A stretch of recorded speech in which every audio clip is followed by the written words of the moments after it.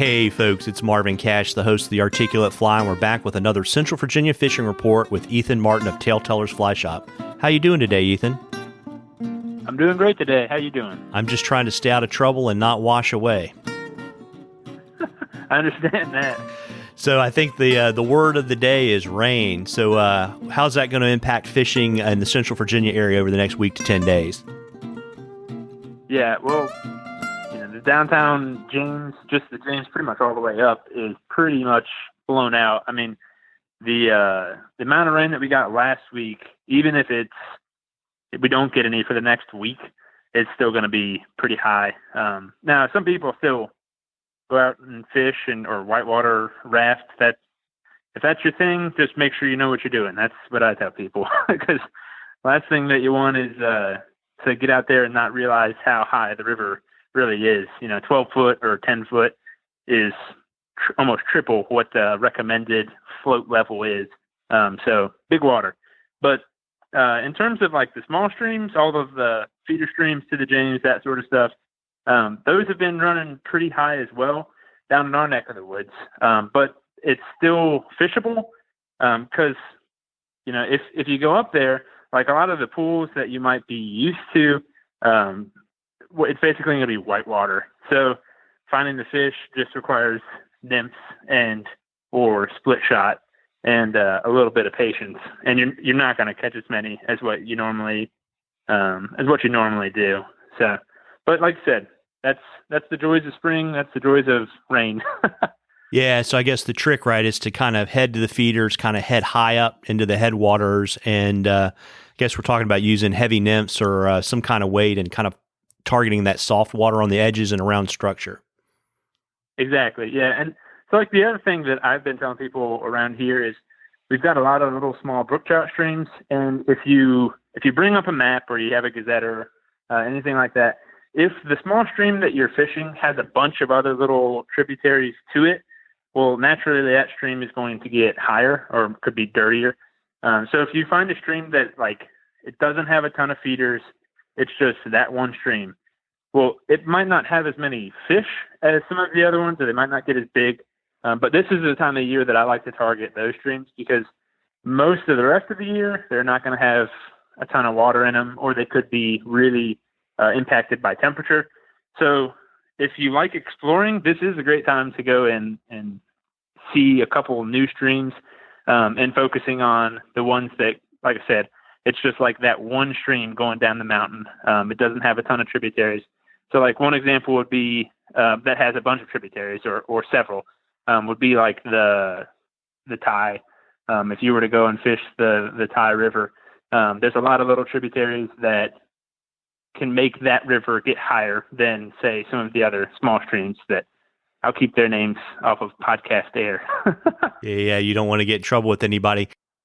Yeah, but just find a map. That's it. If you get a map, like we've got them here in the shop, we have the maps.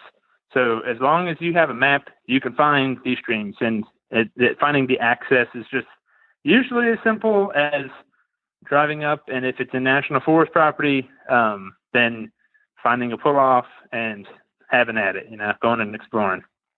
Absolutely. How's your smallmouth bite? Smallmouth, so 2 weeks ago, it was eating pretty good with all the pre-spawn stuff.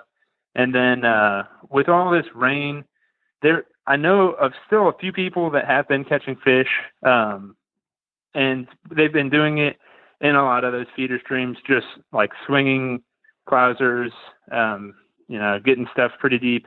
Because, the fish they have to eat, so they're going to find food. It's just a matter of, one, not getting blown down the river yourself, and then two, finding where they're at. So a lot of times those fish are going to try and go up smaller creeks to get out of that huge flow. So if you know of a stream or an access point, anything like that dumps into the James, it's worth seeing, if there's going to be fish there.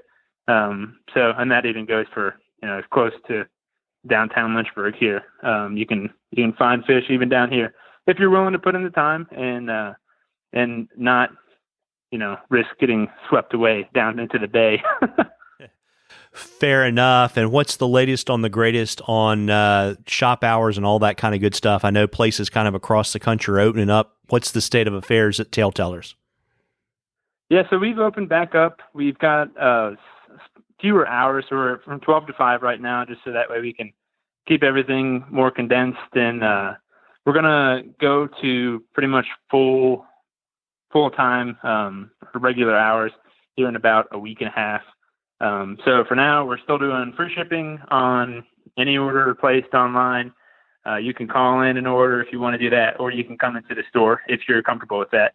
That being said, now the governor of Virginia has required a mask. You have to wear some type of mask starting on Friday. Now I don't know which day this will get released, but starting this upcoming Friday, you're going to have to wear a mask. So if you do come in, unless you have a medical condition or something like that, please just bring a mask.